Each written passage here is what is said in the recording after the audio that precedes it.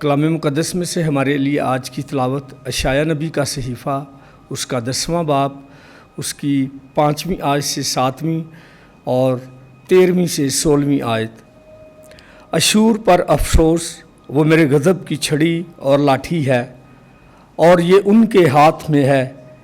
میں نے اسے ایک بے دین قوم پر بیچتا ہوں، اور اس امت کے خلاف حکم دیتا ہوں جس پر میرا قہر ہے، کہ لوٹ کو لوٹے اور شکار کو شکار کرے، اور کوچوں کے کچڑ کی طرح انہیں لتاڑے، لیکن وہ اس طرح سے نہیں دیکھتا، اور نہ یہ کہ اس کے دل کا خیال ہے، بلکہ اس کے دل میں یہ ہے کہ بے شمار قوموں کو ہلاک کرے اور کاٹ ڈالے، کیونکہ اس نے کہا کہ میں نے اپنے ہاتھ کی قوت اور اپنی حکمت سے کام کیا، کیونکہ میں عقل مند ہوں۔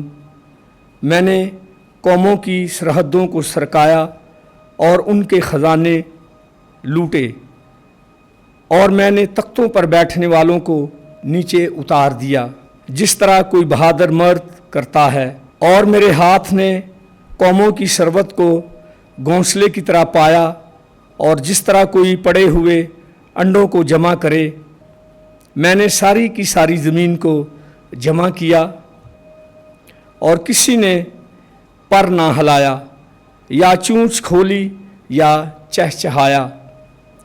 کیا کلہاڑا اس پر جو اسی سے کاٹ رہا ہے فخر کرے گا، یا آرا اس کے خلاف جو اسے حرکت دیتا ہے تکبر کرے گا؟ چھڑی اپنے اٹھانے والے کو کیوں کر ہلائے گی؟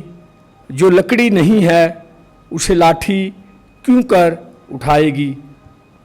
اس لیے خداوند رب الافواج اس کے موٹوں پر لاگری بھیجے گا، اور اس کی شوکت کی بجائے آگ کی سوزش کی طرح ایک سوزش بھڑکائی جائے گی۔ پاک کلام کے پڑھے اور سنے جانے پر خداوند کی برکت ہو، خداوند کا شکر ہو، آمین۔